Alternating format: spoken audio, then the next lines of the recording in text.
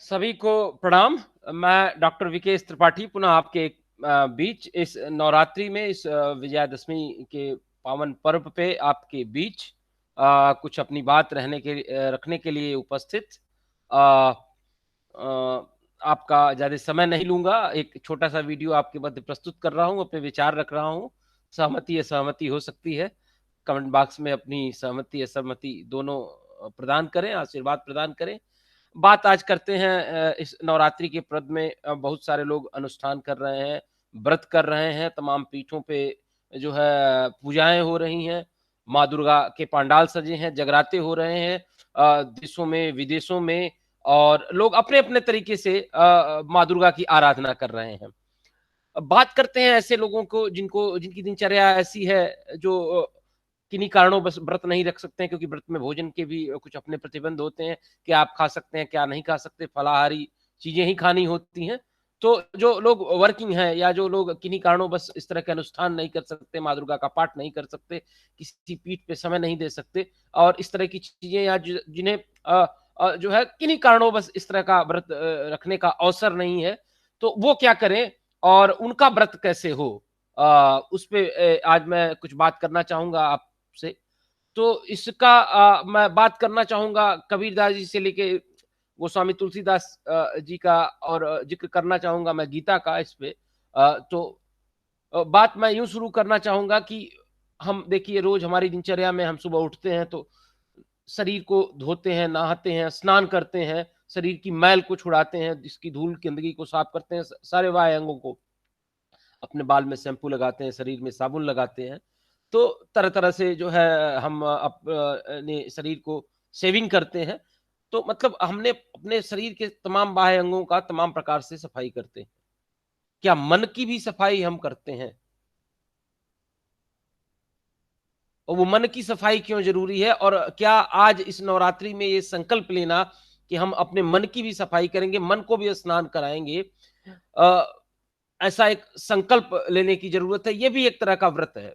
एक व्रत है कि आज सुबह उठ के और शाम को सोने से पहले मेरे कर्मों के द्वारा, मेरे वचन के द्वारा किसी का जो है कोई कष्ट ना हो, किसी को कोई दुःख ना पहुँचे, कोई पीड़ा ना पहुँचे, ये भी अपने तरीके का एक व्रत है।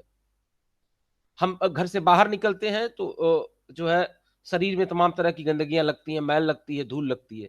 ठीक उसी प्रकार से जब या तो हम घर में होते हैं या घर के बाहर होते हैं, जितने भी तरीके के लोगों से जो है संपर्क में आते हैं, सकारात्मक, नकारात्मक उनके विचारों से हम प्रभावित होते हैं। हम रोक नहीं सकते हैं अपने आप को। अपने आप को जो है नियमित तो करने की कोशिश करते हैं, लेकिन फिर भी चाहे-अनचाहे उनके विचार हमारे दिमाग में कहीं न कहीं आ जाते हैं।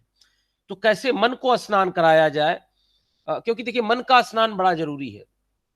अ अ, मन ना रंगायो रंगायो जोगी कपड़ा कबीरदास जी कहते हैं कि हम मन को रंगते नहीं हैं, कपड़ा रंग लेते हैं। तो ज़रूरी है कि कपड़ा भी रंगे और मन को भी रंगे, तब हम योग कर पाएँगे। एक तरह का योग जो है कबीरदास जी जब बात करते हैं, तो वो योग की ही बात करते हैं, योगी term जो है, तो तब हम सही अर्थों में योगी बन पाएँगे, जब हम अपने मन को भी रंग लेंगे ईश्वर की भक्ति में और जो है वो इस तरह से जो है कि मन को भी स्नान कराएँगे। जो हमारा बाह्य जीवन है, जो आंतरिक जीवन है, जैसा हम सोचते हैं और जैसा हम व्यवहार करते हैं, दोनों में कहीं कोई जो है 2 प्रकार की चीज़ें नहीं हैं। कर्म और वाणी में एक समानता हो, हमारी जीवन शैली में, हमारे हमारे जीवन पद्धति में समानता हो, जो हम कहते हों, जिन विचारों को हम प्रकट करते हों उ उन पे विश्वास करते हों, उनको जीवन में यथासंभव उतारने की कोशिश करते हों, तो ये बात होगी अ, मन को रंगाने की। तो मैं बात कर रहा था स्नान पे, मन के स्नान पे, तो विचारों से हम प्रभावित होते हैं। तो जैसे कि सामान्यतः दिन में 2 बार स्नान करते हैं हम सुबह उठते ही और सामान्यतः सोने से पहले भी। तो कुछ इसी तरह का कि जब हम घर से निकलें तो इस विचार के साथ निकलें कि आज हम इस संकल्प के साथ निकले हैं कि आज अपने वचन से, कर्म से, वाणी से किसी को पीड़ा नहीं पहुँचाएँगे, किसी को दुःख नहीं देंगे यथासंभव। अ, उसके अलावा जब हम सोने जाएँ उससे पहले ये विचार करें, ये आकलन करें कि कहीं ऐसा तो कुछ नहीं हुआ आज दिन में मुझसे, जिससे कोई गलत कार्य हो गया। किसी को दुःख पहुँचा, किसी को पीड़ा पहुँची और ये हो सकता है। देखिए, हमारे ना चाहते हुए भी ऐसा हो सकता है, ऐसा संभव है और हम एक प्रयास कर सकते हैं, ये प्रयास होना ज़रूरी है। चाहे अनचाहे बहुत सारी चीज़ें हम ऐसी करते हैं जिससे किसी को दुःख पीड़ा पहुँच सकती है, तो बहुत कुछ चीज़ें हमारे वश में नहीं होती हैं। लेकिन अगर हम ये निरंतर प्रयास करें कि हम इन चीज़ों को नियमित करेंगे, इसको यथासंभव ये प्रयास करेंगे। और एक चीज़ और आपको बताते चलें, धर्म की परिभाषा जो मुझे समझ में आती है या जिस तरह से मैं हिंदू धर्म को समझ पाया, जो है सहमति आप व्यक्त कर सकते हैं कि जो अ, एक देश काल परिस्थिति में जो मेरा दायित्व है, वही मेरा धर्म है। एक शिक्षक के रूप में मेरा धर्म जब मैं क्लास में होता हूँ, एक पुत्र के रूप में मेरा धर्म जब मैं अपने घर के अंदर होता हूँ, अपने माँ-बाप के सामने होता हूँ, एक पति के रूप में मेरा धर्म जब मैं अपनी पत्नी के सामने होता हूँ और एक पिता के रूप में मेरा धर्म जब मैं अपने पुत्र और पुत्रियों के सामने होता हूँ। या एक नागरिक के रूप में मेरा धर्म, एक भारत का नागरिक होने के नाते मेरे कुछ मूल कर्तव्य भी हैं, मूल अधिकारों के साथ, वो मेरे क्या कर्तव्य हैं। तो ये वो कर्तव्य भी मेरे धर्म हैं। एक रिक्शा चालक के रूप में मेरा क्या धर्म है? एक एक एक क्लर्क के रूप में मेरा क्या धर्म है? ये सबका धर्म जो है वो निर्धारित है। और शायद हिंदू व्यू ऑफ लाइफ जो बात करती है, वो इसी धर्म की बात करती है कि जिन देश काल परिस्थितियों में जो भी हमें दायित्व मिला है, वो दायित्व ऐसा नहीं है कि कोई उसका पैमाना है कि कोई बड़ा दायित्व या छोटा दायित्व है। वो हमें भाग्य से और अपने कर्मों के अनुसार हम एक पद पे पदस्थापित होते हैं और जैसे भी हो, जहाँ भी हो, मुझे ये लगता है कि अगर एक रिक्शा चालन भी खूबसूरती से किया जा रहा है, तो वो भी उतना ही प्रशंसनीय है, जितना कि एक अभिनय जो है किया जा रहा है और जिस अभिनय की हम तारीफ करते हैं, किसी के भी या जितना बढ़िया एक गायन हो रहा है, जितना बढ़िया कोई भी कार्य हो रहा है। तो ये इस तरह से अगर हम चीज़ों को आकलन करें, इस तरह का एक संकल्प लें इस नवरात्रि में। अच्छा, बात मैंने कहा था कि मैं चर्चा करूँगा गोस्वामी जी की, मैं चर्चा करूँगा गीता की, कहाँ से ये बात संदर्भित है। तो जैसा कि मैंने कबीरदास जी का संदर्भ दिया कि वो खुद ये कहते हैं कि मन ना रंगायो, रंगायो जोगी कपड़ा।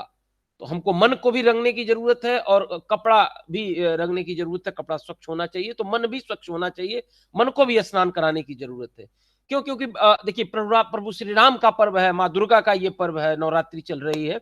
अ वो प्रभु श्री राम कहते हैं, गोस्वामी जी कहते हैं मानस में कि निर्मल जन मन सो मोहि पावा, मोहि कपट छल छिद्र न भावा। प्रभु श्री राम को भी जो है कपट, छल इस तरह की भावनाओं के साथ व्यक्ति पसंद नहीं है। निर्मल मन वाले, जितना निर्मल हमारा मन होगा उतना ही हम प्रभु श्री राम के करीब होंगे और उनके प्रिय होंगे। अच्छा, एक बात और आपको बताते चले कि बात हो रही थी सकारात्मक और नकारात्मक व्यक्तियों की।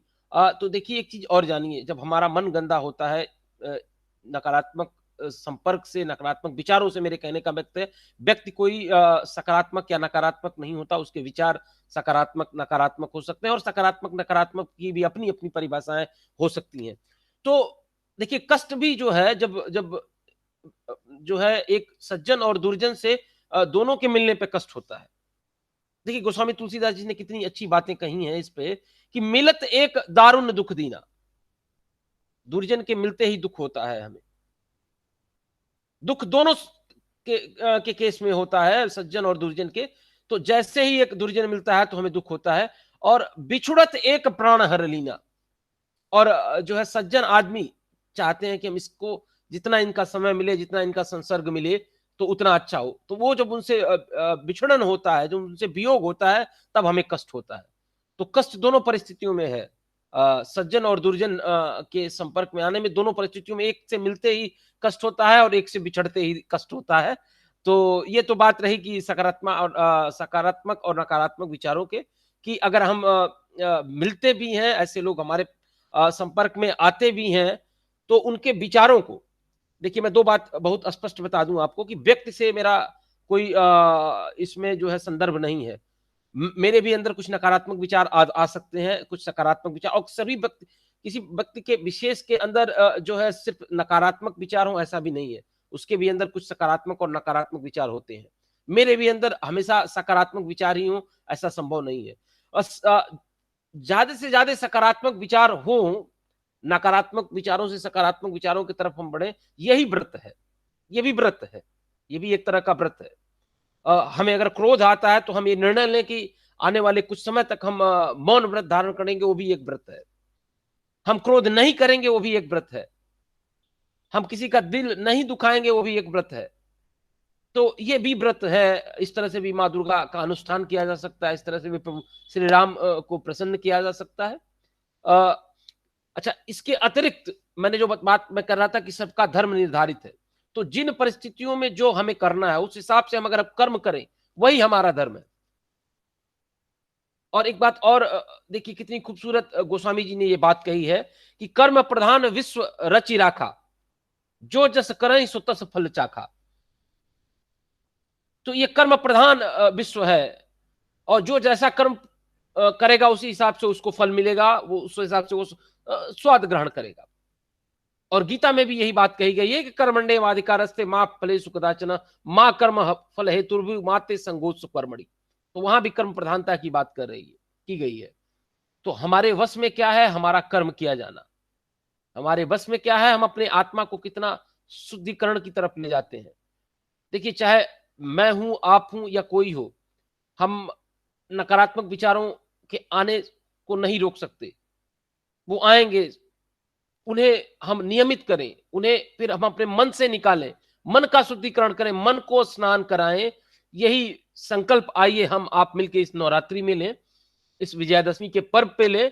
और मुझे लगता है कि माँ दुर्गा को ये सबसे बड़ा अनुष्ठान होगा, माँ दुर्गा का ये सबसे बड़ा समर्पण होगा प्रभु श्री राम के चरणों में कि हम ये रोज संकल्प लें आने वाली अगली नवरात्रि तक, और फिर अगली नवरात्रि से उस अगली नवरात्रि तक प्रत्येक वर्ष ये संकल्प लें कि प्रतिदिन ये संकल्प लें कि हमारे वाणी मन वचन कर्म से किसी का दिल न दुखे यथासंभव। फिर मैं आपको बताता चलूं कि ये मुझे नहीं लगता है कि पूरी तरह से ये संभव है, लेकिन हम प्रयास कर सकते हैं। इन्हीं शब्दों के साथ मैं आज अपनी बात आपके बीच रखा। इस पे सहमति असहमति हो सकती है, कुछ त्रुटियां हो सकती हैं, उसके लिए मैं क्षमा प्रार्थी हूं। और पुनः एक बार आप सबको विजयादशमी की शुभकामनाएं, नवमी की शुभकामनाएं। माँ दुर्गा आपका कल्याण करें, प्रभु श्री राम आपका कल्याण करें। दुर्गा दुर्गति नाशिनी, माँ दुर्गा आप सभी के दुख हरे। इन शब्दों के साथ मैं अपनी वाणी को विराम देता हूं और पुनः आप से एक अगले वीडियो के साथ मिलूंगा। और इस वीडियो में अपना आशीर्वाद देना न भूलें, सहमति असहमति व्यक्त करना न भूलें कमेंट बॉक्स में। और इसी के साथ एक बार पुनः आप सबको प्रणाम।